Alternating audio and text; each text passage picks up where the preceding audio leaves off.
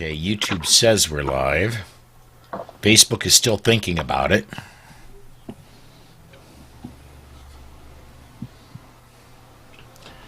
Hey everybody, welcome to another edition of the Armed Society Podcast. My name is Paul Lathrop. I'm the Deputy Director of New Media for the Second Amendment Foundation. On this episode, Amanda Suffecool of Eye on the Target Radio is driving the ship. She's the one that arranged the guests and the topic. Amanda, who do we have with us, and what are we talking about today? Well, we are talking about the Supreme Court case, which is New York State Rifle and Pistol Association versus Corlett, and then other things associated with the Supreme Court case and that type of thing. But our guests, which is the best part, is our guests are two different DC Project gals who are rock stars in their own right. And so there is Theresa Inacker from CNJFO. And then on the other side is Holly Sullivan from the CCDL, the Connecticut Citizens Defense League. And so these two ladies have been involved in court cases all over the place, and so can fill people in on how it works, what happens, those types of things. So first, let's start out talking a little bit about what New York State Rifle and Pistol versus Corlett, what that really is and what that really means, and then we'll go from there. So, Theresa, you want to start? Sure, I'm happy to do that. It's great to see you guys. The New York case is very exciting for those of us in states that don't have carry, basically. It's a carry case. It's about whether or not the Second Amendment applies outside the home. And as simple a question as that may be for most of the people in this country and for us, it's actually been a very difficult one in a lot of the bluer states. So this case is about the question is whether or not the amendment applies outside the home, basically. So New York has a standard. It has a standard that's very similar to the one in New Jersey. It requires that a person show that they have proper cause before they can qualify for a carry permit, and that a general desire for your own security and safety is not enough. It does not meet the standard. So it is being challenged, and that's where we are. So that's sort of the very general idea about that case. Okay, well, thank you, Theresa. So, Holly, it's been years since the Supreme Court has taken a case. And the last we were close, or we thought we were close last year. You wanna kind of talk about the getting ready and then getting disappointed, and kind of what that means to pro-gun people? Yeah, well, that's certainly a road we've been down many, many times. And, Theresa I like to think of them as our neighbors. There's one state in between us, but New York, New Jersey, and Connecticut, we sure stand together, and we've had a ton of disappointments. This isn't uncommon. The CCDL actually took a case. It was Shu versus Malloy. We fundraised the heck out of it. We were, ducks are in a row, and it was a solid case. And no matter how much preparation you do and how much work you put into it, and as right as you may be, you don't get the opportunity to be heard. And I think, Theresa, you might have clear statistics, but I think it's something along the lines of 3% actually get granted cert in the Supreme Court. So it's very, very low. The vast majority of cases will never be heard. So this is a really, really big deal. And we have not seen this in a decade. So it's fantastic.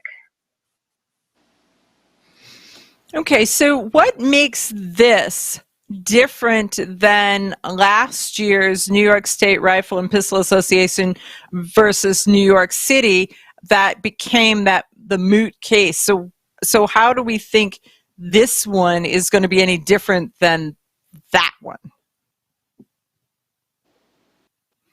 Let's start with Theresa. Okay, yeah. So in that case, that was more or less a transport case, although it did really address the issue of whether the Second Amendment applies outside the home. And it was mooted, and actually it was, mootness has its own doctrine, and they can argue about that, and And that's what happened. And then, of course, the city changed the rules and said, oh, look here, we changed the rules, so this guy's rights are not violated anymore, so it's moot. And that was really one of the worst moves ever. It was a very, very dirty move. We worked it here in New York because we had a case that was sort of held, and then as soon as that happened, then it was dismissed. So it sends ripples, when they make these decisions. They fail to hear a case, or they do hear a case. It's like a ripple in the water that just spreads out, and it affects people's lives. Eventually, somebody, may die because they're unable to defend themselves in a public setting. So it's always possible that, New York could say, here are your permits. We've had this happen in New Jersey, where several of the cases got pushed up through the state courts up to, higher levels. And in order, if it looks like the state's going to lose, they'll just grant the people their permits, and they'll be like, it's moot, now you got your permit. But there is another layer here that needs to be pled properly. When they're filing a case, their attorneys need to also assert that this person's been deprived of their civil rights. We're being deprived of civil rights. This isn't just, I want a piece of paper issued by the state, issue me that piece of paper. This is about someone who is, about all the actors, all the way from the police chiefs and superintendents who failed to issue those permits, all the way up to the politicians, governors, the attorneys general. They are depriving us of our civil rights. So hopefully, in this case, that part of it will also be addressed. I believe with the makeup of the court now, it is different since Justice Ginsburg away. We now have Amy Coney Barrett there. Justice Thomas has been going really heavy and on his dissents lately about them not taking cases. So obviously there are enough people to take the case. Enough justices agreed to do it, and we'll see what happens. But nothing could stop the state from saying, here are your permits. Let's hope that it's going to withstand a civil right. If I could that jump they have in been quick. violated. Paul, go ahead. This was discussed at length on one of our daily bullets we had last week when this case first got accepted, when cert was granted, so to speak. And in order for this case to be mooted like the previous one was, New York State would have to go to shall issue and then work through the backlog of all their permits. And first of all, not only would Cuomo have to sign a shall issue law, the New York legislature would have to pass shall issue in order for this one to be mooted. So the chances of it being mooted are not zero, but they're close enough you can smell it from here. Okay. So, hey, Holly, would you tell us what cert means, what moot means, and other legal terms that, as we go along, that people may not know kind of what they mean, and that they really have a true purpose for each of these points? Sure. Yeah. And I am not an attorney, so my pronunciation is probably pretty poor. But, when we say cert, it's an abbreviation for certory. But essentially that means that it's been granted, that it will move forward and it will be heard. So when we say something's mooted, essentially that's what the decision is, that it's no longer an issue, to kind of put it in layman's terms. So the problem's been resolved. So if something is moot, it means that that's fixed. We don't need to address this. We don't need to issue a decision on it because it's no longer a problem. If it's been granted cert, when we use that term, it means that the Supreme Court is going to take the case. They're going to hear it. And as I said, 97% of cases don't get that far. So it's a pretty big deal. Okay, great. So I know that last year when they took the New York State Rifle and Pistol Association against New York City, they also had like 10 other cases that they took and stacked up and just said, we're going to let these sit here while they wait while we do this to see if that impacts this. And then they threw them all away. So I'm going to go to Holly first. Talk about what that kind of means to those of you who are in the trenches working so hard to get cases that high up. Yeah, it's very frustrating. So, from a grassroots perspective with groups like ours, CCDL, we're very proud that anybody can be a member free of charge. So we don't charge membership dues. We're excited down the road to offer some sort of tiered membership, but membership to CCDL will always be free as long as I'm involved at any rate. So we are truly as grassroots as we come. So for us, we literally pass, I think it's an old Utz pretzel bucket around our meetings. And between that and our PayPal link, that's how we stay afloat. And what folks don't realize is, a lot of the times somebody will come to us and say, well, this shouldn't be the case. You should sue them.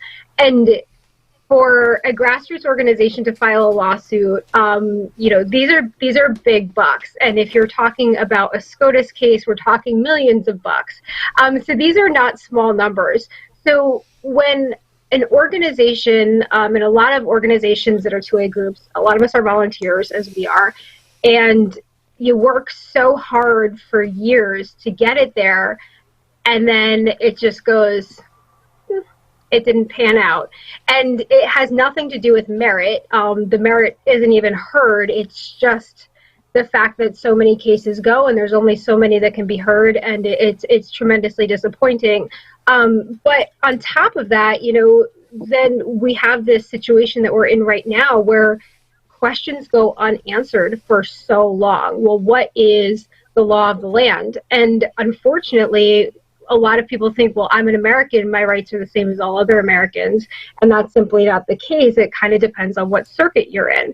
So here, we're in the Second Circuit in Connecticut. We share that with New York, so very proud to support them on this case. I believe it's us, New York, and Vermont in the Second Circuit.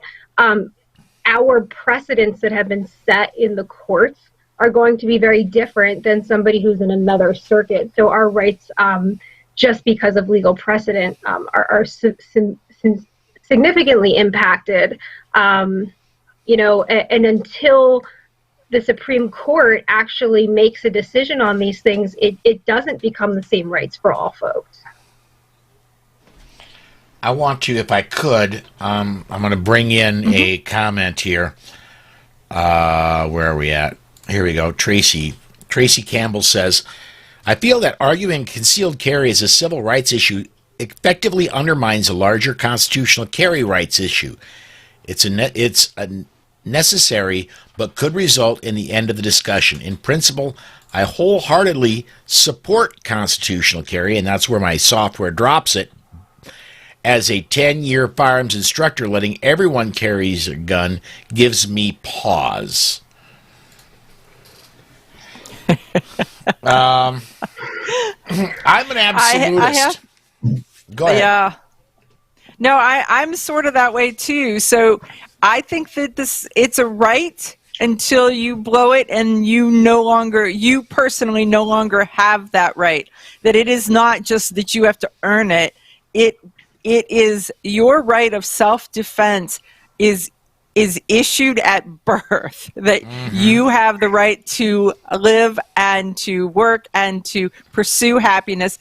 And I get there's so many instructors, because they see students who have no idea what they're doing, and they see the basic dangerous actions of an unskilled, uneducated person, that it causes them to pause at it. I get that.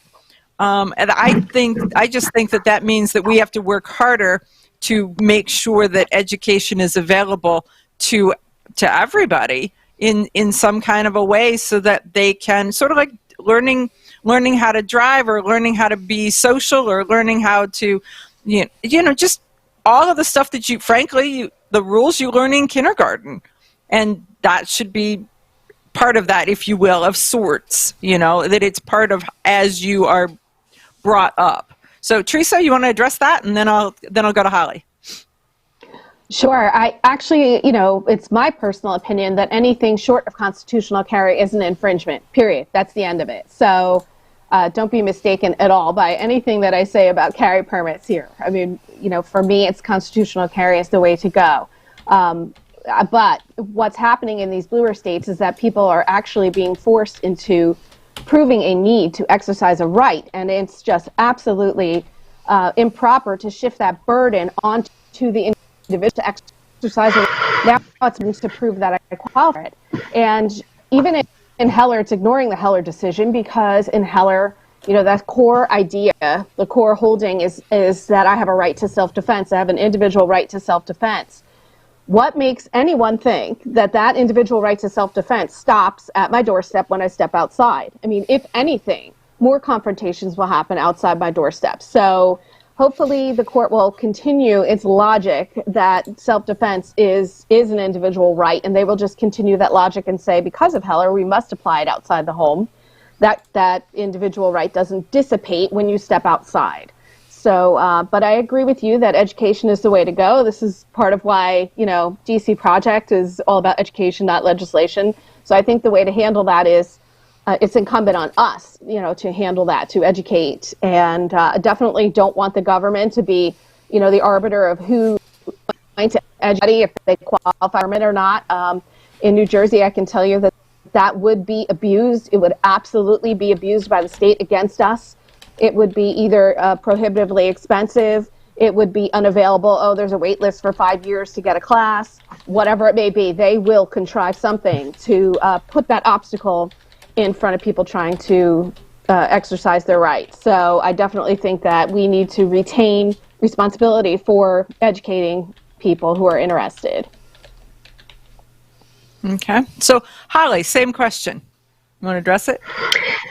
Yeah, I mean, I completely agree. At the end of the day, nobody wants dangerous individuals to be in possession of a firearm, but how do you restrict somebody simply on the basis that they have to prove themselves? What's interesting is, a lot of folks who might be tuning in that don't live in states like the tri-state area, you don't necessarily know how hard it's become. So like for us here, we've learned the hard way as these red flag laws have been passed. We actually were the very first state to ever had red flag laws. We've had them since the late 1990s. The burden of proof is on the gun owner.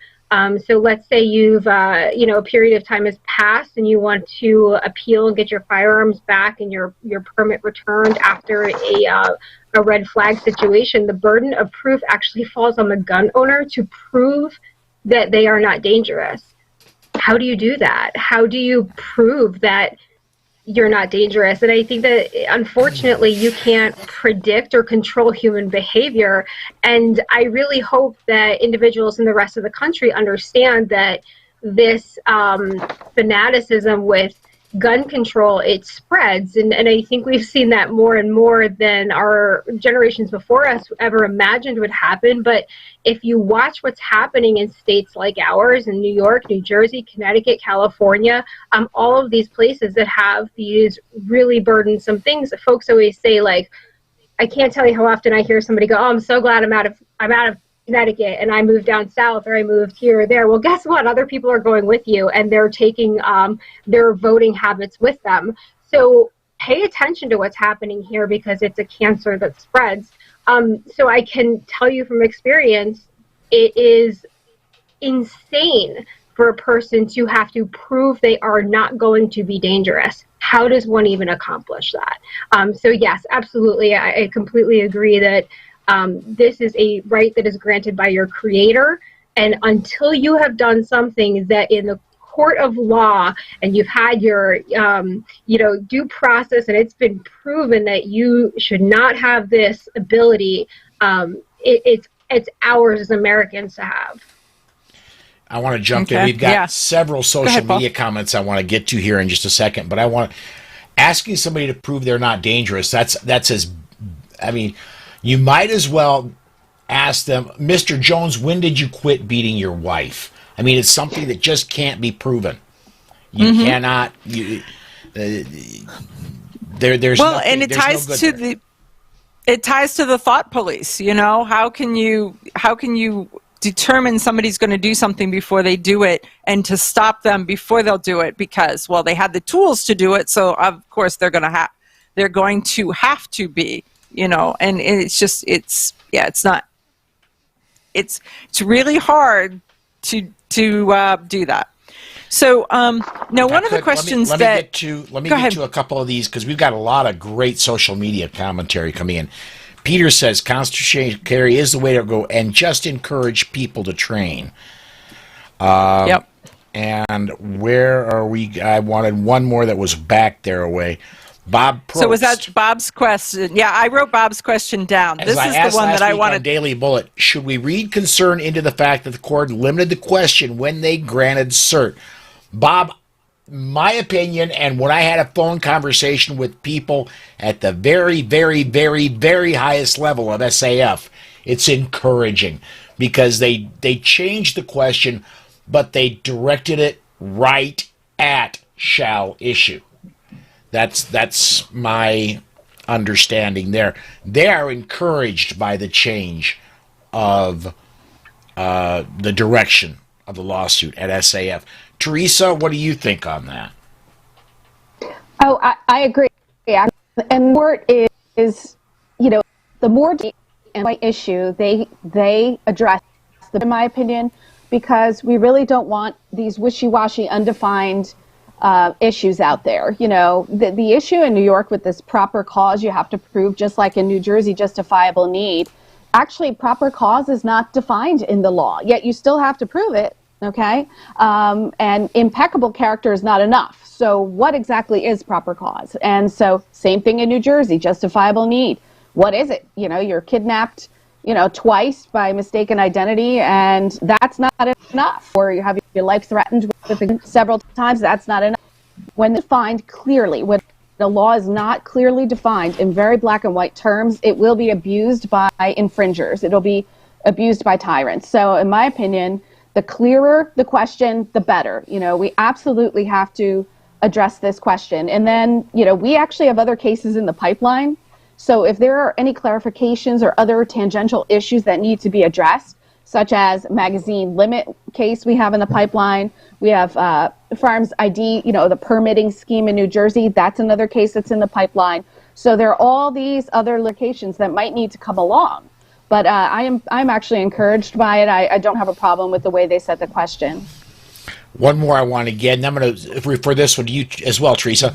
Let's assume that SCOTUS rules as we hope and says that may issue laws are unconstitutional, making states like New Jersey have to become shall issue. Do you think we should start applying as soon as the decision comes down, or perhaps wait a bit? John, I would say wait at least 15 minutes. Me, myself. Theresa, what do you think? Excellent. My paperwork will already be filled out, or whatever it may be. So I'm not waiting for anything. I've waited long enough for my rights. And it's, I respect the three branches of government. So I exercise, my responsibilities within the three branches, and I've waited to do this. But I'm not waiting a second longer than I absolutely have to. Okay. So, Holly, what is CCDL's stand on some of these? Is there something because we've kind of cut you out of this for this little bit of the conversation? No worries. So, no. Well, we've actually we filed an amicus on this case back in 2019. So we've been involved in this particular one for a long time. And as Theresa was saying, there are always cases in the pipeline, as same that we have.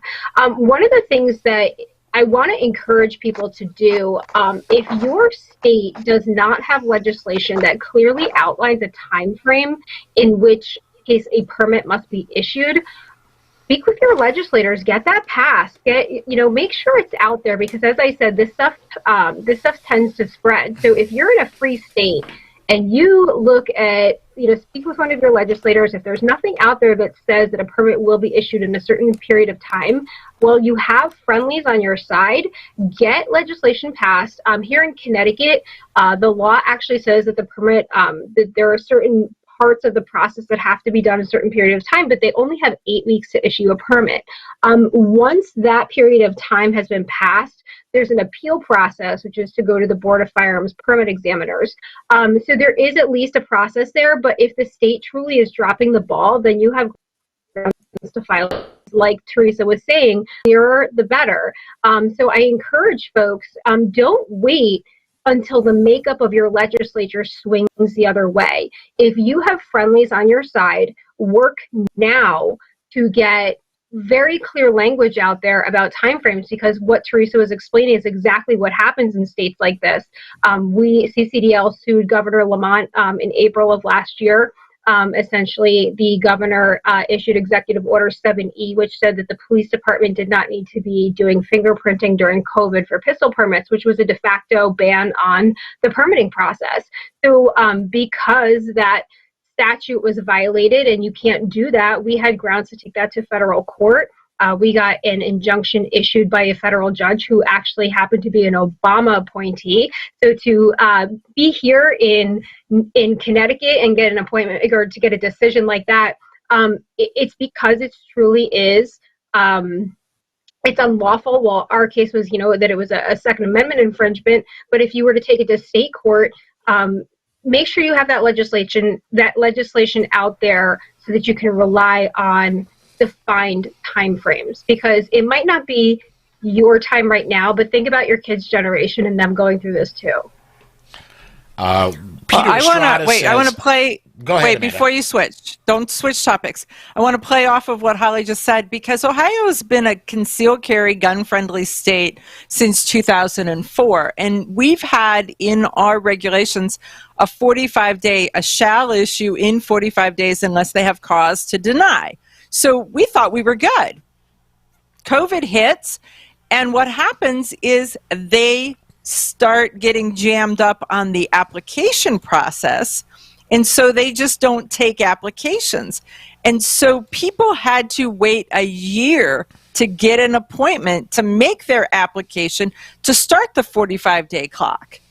And so that the stuff that you don't really think about because it's not broken, look to your neighboring states and use them as the examples, because who would have even thought that you'd have to wait a year and a half to make an application?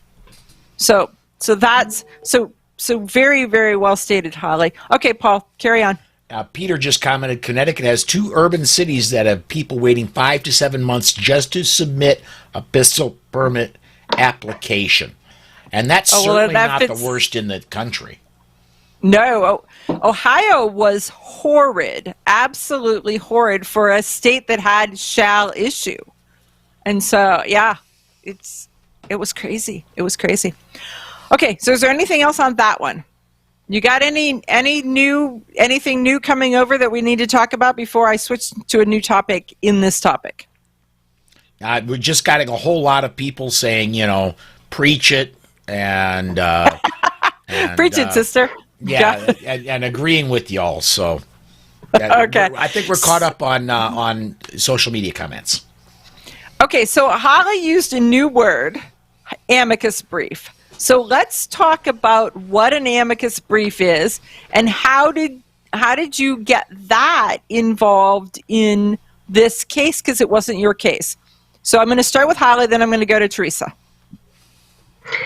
So Holly. Yeah, so in layman's terms, really, it's an interested party that is a friendly of the case. It's Theresa, I believe you're an attorney. I'm not an attorney, but the Latin translation is really just a friend of, or a supporter of, or an interested party of. So for us, and I think one of the things that's, I keep going back to this, that litigation is extraordinarily expensive. It is so important to be involved in the cases that are going on around you, and that could have impact on what's happening in your state as well. So we are always we've been around for 12 years. We're always looking for cases that, if the ruling was favorable, would benefit Connecticut residents, but also sometimes it's just because it's the right thing to do. So if there's a group out there that's looking to get involved, look at who the attorneys are that were on that. There are attorneys are generally willing to, especially 2A lawyers. I feel like 2A lawyers often are willing to say, hey, here's who worked on it, or here's who I heard might be filing. But it's important to support one another. A lot of the time, we're pooling our funds. So, when somebody makes a donation to a grassroots 2A organization, know that very careful decisions are made about how that money is spent, and we cherish what we have. But it's important that we support cases going on around us or could impact us because of exactly this situation. So Connecticut is usually considered a shall issue state, but realistically it's a may issue state just because of all of the burdens that they put into place. So something like this, one, New York State is in our circuit, and they are our next door neighbor. But on top of that, we're curious to see how this ruling comes out and if this will have any kind of impact on some of the issues that we're having here in the permitting process as well. Okay, so now, Theresa, carry on with what exactly is an amicus brief? I mean, besides a friend of the court, basically, is what it means. I'm a friend of the court. I'm here to inform the court. I'm an interested person, interested entity, and we'd like to inform the court about some things. And so, CNJFO is also looking into doing this. We have filed, amicus briefs when it came to a New Jersey case, Cheeseman. When you mentioned before, 10 2A cases were thrown out in one full swoop. 3 of those cases were New Jersey cases. And CNJFO, the state, grassroots organization in New Jersey, did the same thing. We ran a matching funds campaign, and we got, in the Cheeseman Carey case, we filed a brief. And it's very important. It's very important to get your say-so in there because, just because we live and breathe 2A doesn't mean that the justices understand exactly what the everyday man is going through in that particular state. So you're trying to inform the court, and you have to understand too that the other side does the same thing. So you're going to see the Brady organization, you're going to see those guys, probably Moms Demand, Everytown, they're going to file their own briefs as friends of the court on that side. And so you'll see on our side, you'll see the 2A organizations, typically collaborating. I know that people have their feelers out now trying to collaborate with other groups, and the best thing to do would be to coordinate with the attorneys on the case and see if they can help coordinate getting the briefs filed. And there's a New Jersey case right now, again, in the pipeline that someone, the ANJRPC, the state affiliate, NRA affiliate, has filed against the 10-round magazine limit. And it's been pushing through the Third Circuit. We're in the Third Circuit here, Pennsylvania, New Jersey, and St. Thomas, which makes no sense, of course, but it's part of our circuit. And so since we're in the Third Circuit, and this case has come from the Third Circuit Court of Appeals petitioning for certiorari up at the court, we're going to, possibly file an amicus brief in support of that as well. So it's, you have to get this is your chance. The court hasn't taken a 2A case like this in 12 years really since McDonald. So you don't want to miss the boat on this one, I think, and it needs to be said. So that's where we're at. That's interesting what Theresa's saying about the, I'm sorry, Amanda. No, go ahead. With the magazine. Yeah, it's just a great point with the magazine capacity. So here, CCDL has already been involved in a magazine capacity lawsuit here, but because we are only, 40 minutes away from each other, but I'm in the Second Circuit and she's in the Third Circuit, we've gone as far as we can go. We've already lost in appeals, so we can't go any further on that issue. So we're relying on a state like New Jersey that maybe if their case goes forward, and that if by chance the Supreme Court eventually hears it, that becomes law of the land back down to us. So if that helps explain it to folks when we're talking about circuits, for those of us in New York, New York, Vermont, and Connecticut, magazine capacity bans are lawful, and that's been set as precedent, but we're looking to folks in other states that aren't in our circuit that maybe they can have successes that we didn't by having the Supreme Court rule in their favor eventually. Well, that's a very good point. So let's talk about that kind of point for a minute. So Holly's talking about the fact that they took something as high as they could go and they lost, which means that their circuit court said this is the law of the land in these states and this is it. It's, mom has spoken, right? And so the only thing that can happen is if a different court takes it to the next level, which is to grandma or to the Supreme Court, to a higher level. And she makes a determination as the patriarch and as the matriarch to the entire family. And then it spreads out otherwise. But otherwise, it just stays in groups and in pods. And so that's always an interesting thing watching where. But because of that, in some cases, there has been a case that was looking like it would head to the Supreme Court, and other states who had a vested interest would go to them and say, look, you just need to take the hit. You just need to suck it up here in your circuit so that it doesn't get to the Supreme Court. And I believe that that's sort of almost how we got concealed carry in Illinois. That's exactly because how we got concealed carry in Illinois. Was that the pressure from the other states who didn't want to have a May issue situation foisted upon them made Illinois kind of take it. Anybody want to talk on that a little bit? I'll say something. I think that I love your analogy with the mom and the grandmom. It's like, hey, they've spoken and this is it. And Holly's absolutely right. So these people in other states don't realize, they're going around and they're exercising their rights and everything is great. But the day may come when they are challenged, as we are challenged here. And they have to understand that we are fighting in the trenches and what we do will eventually benefit them. So people in other states should support the grassroots organizations in these blue states who are fighting in the trenches. And I wanted to ask Holly, as an out-of-state person, if I can join her organization as a member. I'm wondering if they take out-of-state members. Hopefully she can answer that.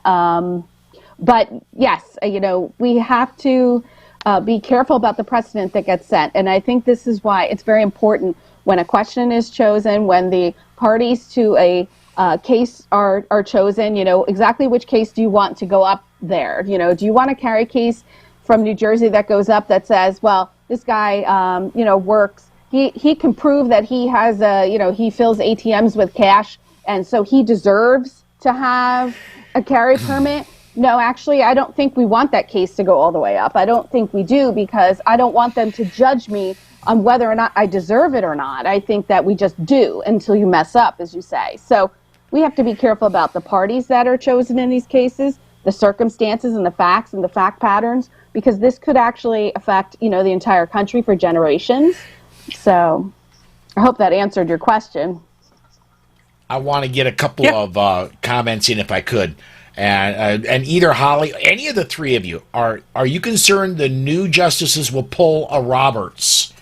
And I don't even know that I need to explain that. That one's pretty clear. Theresa, how about we start with you? I'm not concerned, only because the 1-2A case that Amy Coney Barrett wrote when she was on her circuit judgeship had to do with a non-violent felon who was applying for a permit. And apparently, she made a distinction and said, this is meant so that non-violent people, that violent people are kept from carrying firearms, not non-violent people. So even though the fellow was I think he committed like an advertising fraud or something that rose to the level of a felony, that, she still went in his favor. And so I'm not really concerned about her. I think the fact that they actually chose to take the case is a very positive thing. And I think that I'm hoping that Justice Thomas writes the opinion, because he has a way of being very clear with his language, and we really need that. So I'm not concerned, but Roberts will probably go against 2A, in my opinion, on this. But I'm not concerned at all. I'm not concerned about Alito. Alito is very strong. I'm really not concerned about the other justices at this point. I think we know how they're going to go. All right, and we can see Tracy's coming up. I want to get one more. It's a gamble. Yeah, it is. So, Holly, your thoughts on that? Yeah, no, I totally agree, and it's interesting that Theresa brought up Amy Coney Barrett, because I think in order to even get to that decision, that versus somebody who committed something that was, bank paperwork, something like that related. Well, we totally understand that it's wrong and it's an judgment to have been involved in something like that. I think she really had to get to the core of what is the purpose of the laws that we have, and is withholding this right from some tension here when we said felon.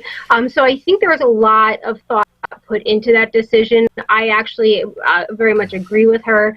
So I'm not terribly concerned, but there's always surprises, right? There's folks that you think are on your side and they rule another way. But at the end of the day, I am incredibly optimistic about this case because I think it is just so solid. And then all of the arguments that are being made in the briefs further support, just the mission, their clarity, and all of the people that are affected by this and why. I want to bring this up simply because I like having fun with our listeners. Charlie, do you have an ex in New Jersey we need to worry about? Charlie Cook says, what happens in New Jersey doesn't stay in New Jersey. Who said that? One Anthony more here Calandro real quick. has said that. Yes. Gerald Dees says, big burly men never come across well defending their rights to firearms. I believe women, minorities, and slight men present the subject better. A book and people are judged by their appearance. Oh, I think he's right. He is so right. So, you can be 100% right and just have a look that just doesn't help promote what it is you're trying to do. And I think that's a lot of what Theresa was saying, was trying to pick the perfect case. And that's some of the reason why the 2A groups have to work together to find those perfect cases, as opposed to a 2A group just shoving them forward and them not being the best case. And then it's like, wow, they can hurt us just as well as they can help us. And so they have to be selected very, very carefully. If I could speak as an employee of SAF for a moment, we currently have 35 lawsuits, more than 35 lawsuits active throughout the United States. And that is a huge issue, is finding the right plaintiff when the SAF goes to sue. There needs to be absolutely clear that this person was wronged and that they have, while not the perfect background, because there's only been one person in the history of the world that had a perfect background, and he was executed. But there needs to be no skeletons in the closet that will cloud this judgment. And that's not the easiest thing to do, to come up with the really good plaintiff for these. Paul, can I tell you a funny one on that? And a huge shout out to... Okay. No, Wait, sorry. We're going to toss it. We'll toss it to Theresa, then we'll toss it to Holly. One of our plaintiffs in New Jersey, Mark Cheeseman, kudos to him because he had the strength and the courage to stand up and file suit and took it all the way, requesting, to be heard by the Supreme Court of the United States. They actually told him that he renewed a dog license late, and that was part of, they had no reason to deny him, but he renewed a dog license late. So this is the kind of petty tyrants we're dealing with here. They want to know when you renewed did your dog get his rabies shots, and did you renew the license on time with your municipality and pay your $10? So we're talking about, they will go through with a fine-tooth comb and try to find anything that they can. And obviously, not renewing a dog license on time is not valid grounds. Anybody who thinks it's reasonable to deny someone the right to defend their life because of a dog license not being renewed on time is, you're not reasonable and you need to, be checked. So anyway, I wanted to tell you that that's the kind of stuff we're dealing with in New Jersey. Okay. Mm-hmm. So the court needs to be super clear in this decision that they can't do that. And they need to be checked like hockey, right up against the wall, not just absolutely. Heck yeah. So, okay, Holly. No, I was just gonna, to Paul's comment, just a huge, tremendous gratitude to the Second Amendment Foundation. I think I've been involved in just in my time 3 situations with SAF, and this group really, I can't. Easiest thing when your phone lights up and it's Alan Gottlieb and he just wants to chat about a case. It's how down to earth and approachable. But when it comes to grassroots efforts, it's so hard. It is so hard to do something alone. And when there's a group like SAF that comes in and says, "Hey, we can pull groups together and we can help facilitate and we can do this," I think the commitment that it takes from a grassroots state level organization to even get to the point of filing a law. So God bless SAF is kind of my point. Absolutely. And that's a really good point. And folks, a life membership of SAF is $150. Mm-hmm. And so they could definitely, it's $15 a year or $150 to be a life member. And so go to saf.org and check out the work that they do, because it's pretty amazing work. And they put that money almost entirely. They've got this old, bald, fat guy that they've hired to do their social media and their broadcasting. Uh-huh. But most of the money that your membership doesn't go to me, it goes to doing lawsuits. I want to get to 2 social media comments if I could. Tracy says, "I don't know, I'm a big and burly, but I'm also old, fat, and slow. I carry a gun." And Bob Probst says, "Me too, I'm too old and big to run away, so I carry." Right there with you guys. That's it. I'll tell you, when I testified to the Ohio House and then when I talked to the Second Amendment caucus, one of the statements that I made was that the bad guy gets to pick the time, the place, the circumstance, and the victim. I only get to pick the method of self-defense and the amount of training that I have with that method. And that's the only choice that I get in the whole circumstance. So I'm with them 100%. So let's circle back. Oh, and the membership to CCDL is absolutely free. So if you want to, if you want to join CCDL, it's free. And what's the website, Holly? Sure. And yes, Theresa, we would love to have you as an out-of-state member. You don't have to be a resident of Connecticut. In fact, I highly recommend sign up for newsletters with all of the orgs in all of the tough states, because that's how you find out what's really happening. So when we talk about the application, so sure, the whole country knows about red flag laws, but when we talk about how it's impacting real people, you have to look at states that actually have red flag laws. So sign up for their newsletters. But to join CCDL, you're just going to go to CCDL, so ccdl.us/join. And that's it. Now you're on our mailing list. You know what's going on. There are 40,000 of us already. We are a huge group. I've got 40,000 members. So when we put something out, it's important that you guys know what's going on in places. Okay. So, Theresa, how do you join CNJFO? You go to cnjfo.org/join-us. You can follow us on Facebook. Our most updated news, every day there's a story going on there. You can find out about the lawsuits, about, again, red flags. We've had several people in New Jersey under a red flag, and we've told their stories. Some of them have been vindicated in courts, and we've told their story there as well. Different lawsuits pending that we're not involved in on red flags, so that's a really hot issue as well. So definitely follow us on social media. We're also on Twitter, and, check out our website.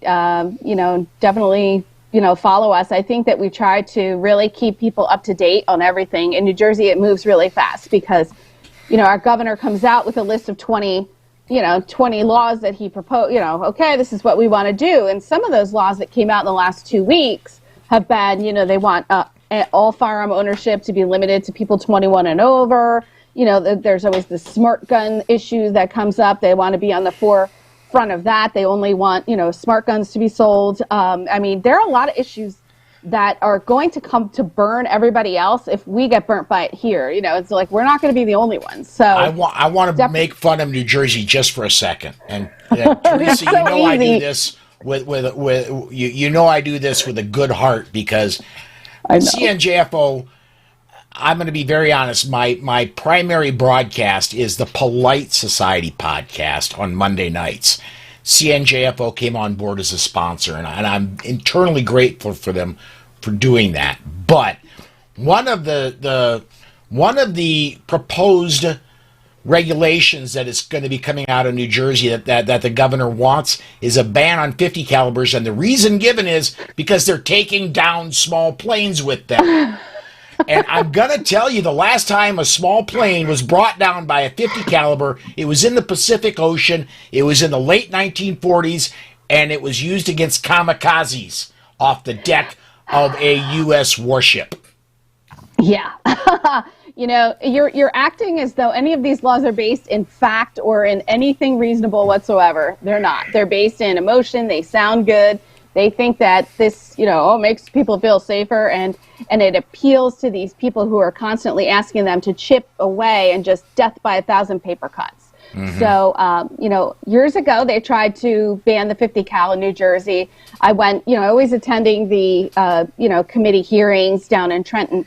And actually, a retired state police officer testified, and he said a 50 cal has never been used in a crime in New Jersey, ever. But so why are you doing this? And they didn't care. They went ahead. They passed it anyway. And at that time, Chris Christie was the governor, and he vetoed it. That's the only reason why it's not already banned. So they'd like to go back to their, you know, their constituents and say, look what we're doing. You know, we're making you safer. I mean, meanwhile, they've never been used in a crime. You know, but yeah, and they're $4,000 rifles. You know, it's a clown show a lot of times, and we spend a lot of energy. It's like, okay, I only have so much energy and so much time as a volunteer in a day to fight. What am I going to fight? You know, this ridiculous, of course, you know, it's very hard. I mean, we always need more volunteers. We need people to step up. When we ask you to make those phone calls to your legislators and to make those phone calls and write those letters, we are serious. We need you to do it, because as much as we'd like to be to lead and do what we can, you know, I still work full time. I'm still a parent. I'm a volunteer for these things. And so there's not enough time in the day for us to do everything. And we can't carry everybody's water. Like, you really need to make those calls. And so I would say take that part of it seriously. And it's very simple to do. So, yep, 50 cal ban's coming. You know, you name it. Now, you know, background, I can't even get into it because people won't believe half of the stuff. So. One last thing, and then I'm going to hand it back to you, Amanda. I want to get up on the screen. We talked about the join CCDL. That's ccdl.us/join. And the rest of that auto-populated. And then, of course, CNJFO, there's their sign-up right there. So, and that's at cnjfo.com/join-us. So, I'm going to hand this back to you, Amanda. Now, I'm sorry for taking over so much of it. Oh, it's okay. This makes a good, lively show. So, like in my state, I mean, one of the things that when Theresa says you need active people, one of my state is that they try to slide stuff into different laws. And so they tried to shove the SAFE Act into the budget. And the calls were what got all of the legislators to go back to the governor with, no, we're not passing the budget if we're stripping this out.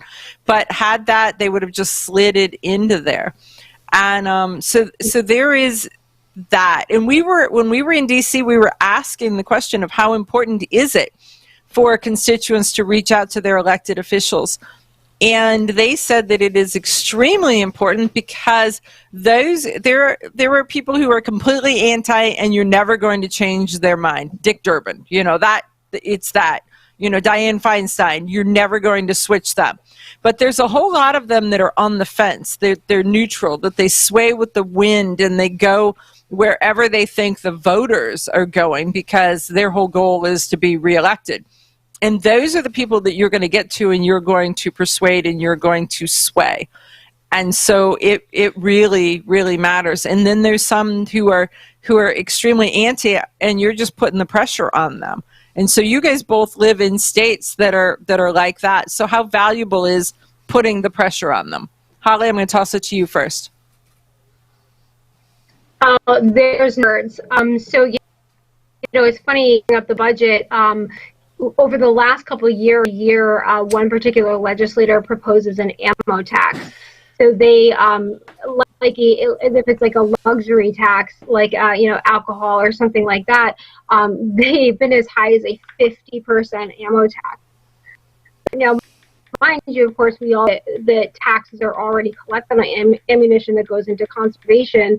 But on top of that, in Connecticut, they've sought to get as high as a 50% ammo tax. So they want to tax us of 50% of the cost of our ammunition. Watch for something like that to come back in the budget. And, you can't be diligent only in certain parts of the legislation, in the legislative session. You have to watch it all the way through, because that's exactly what they do, is they'll try to bring it up later. But to answer your question, Amanda, as far as putting the pressure on, one of the things that's really hard, I think, in states like ours is moving the marker forward.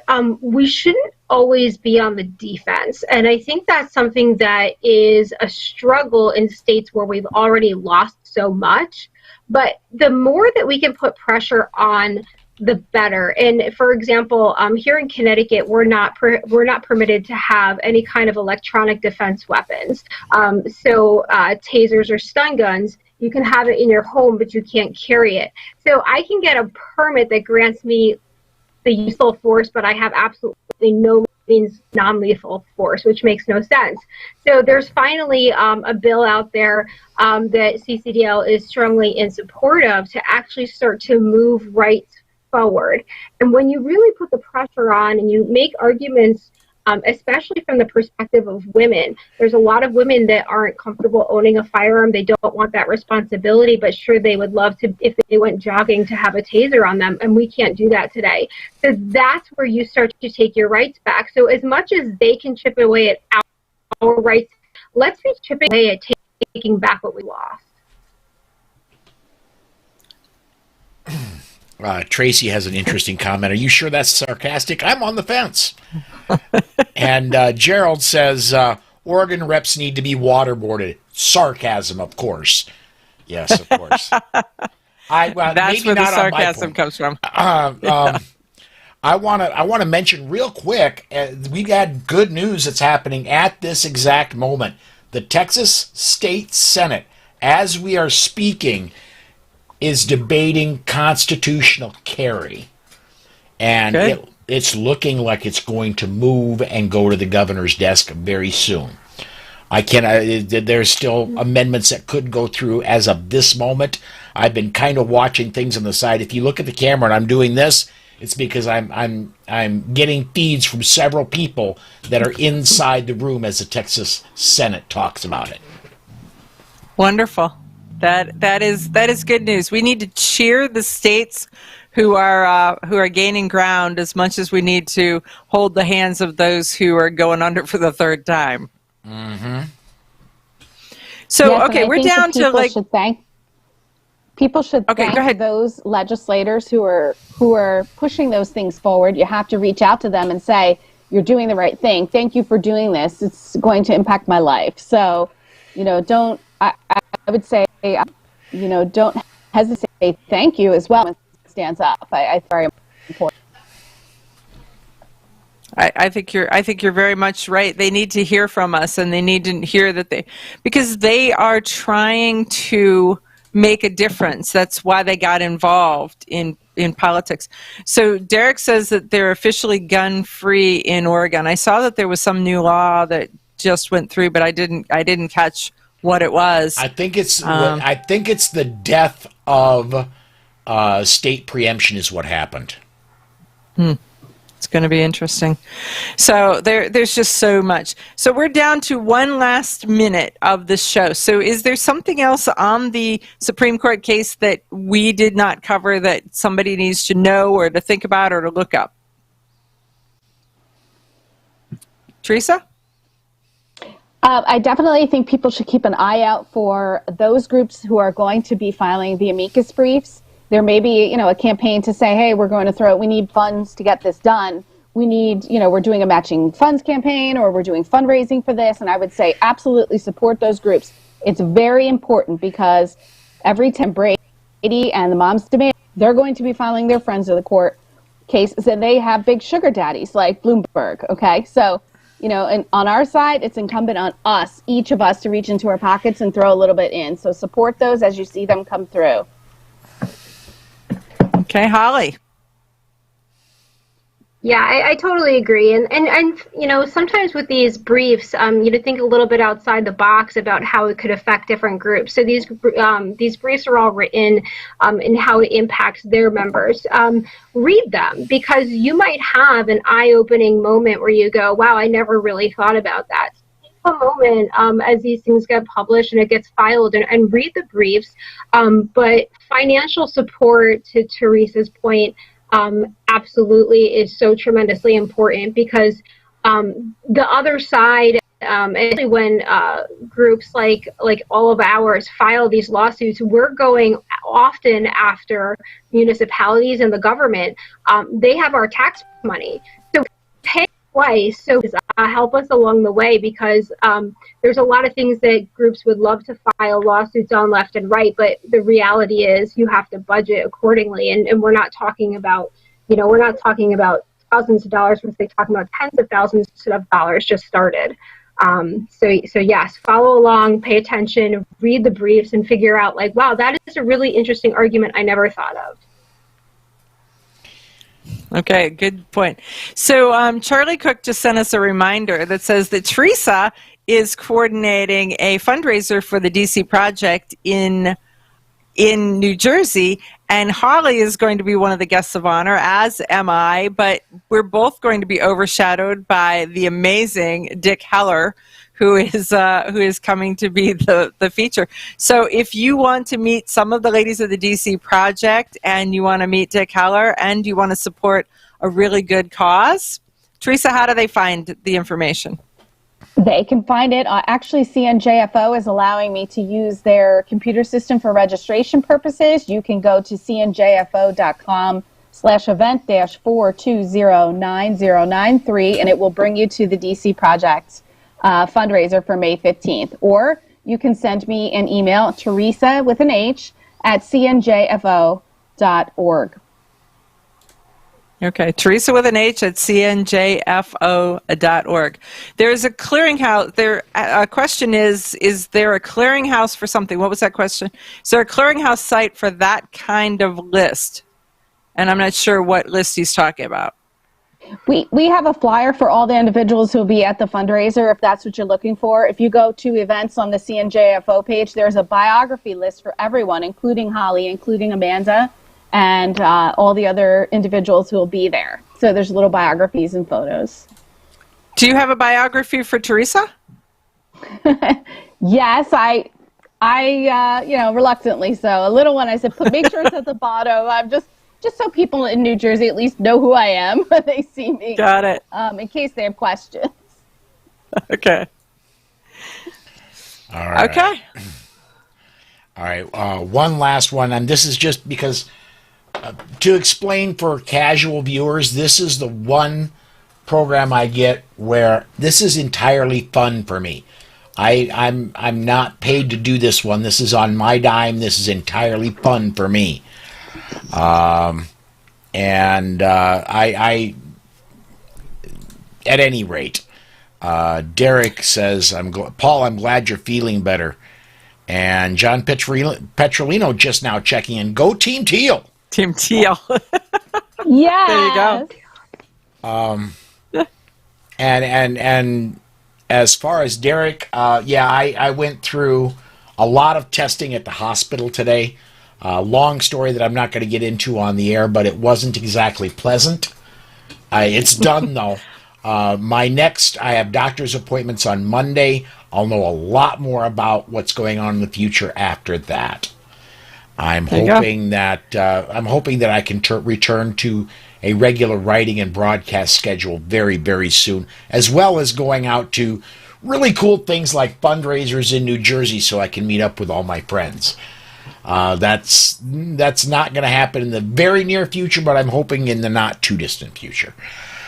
For everybody that is watching, thank you for watching, and thank you everybody for commenting. It really does make a producer's job much easier when there's comments to play off of. So, all right.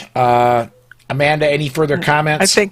Nope, I think we're done. Ladies, thank you so very much. It is absolutely a joy to have you guys. You are so smart, so beautiful, so capable. It is just a trifecta of amazing amazing women here. So thank you. Thank you. Thank you. All right. Well, I think this is a good place then to go ahead and shut down the show. And DJ Play Nice, thank you. He puts up there https://dcproject.info. And Charlie, thank you as well. Charlie says, great show. And Charlie's a great brand. All right, everybody, we're going to go ahead and shut this down. Join us, if you would, please, next Wednesday night, same bat time, same bat channel. We'll be doing another Armed Society podcast. Thanks for watching, everybody.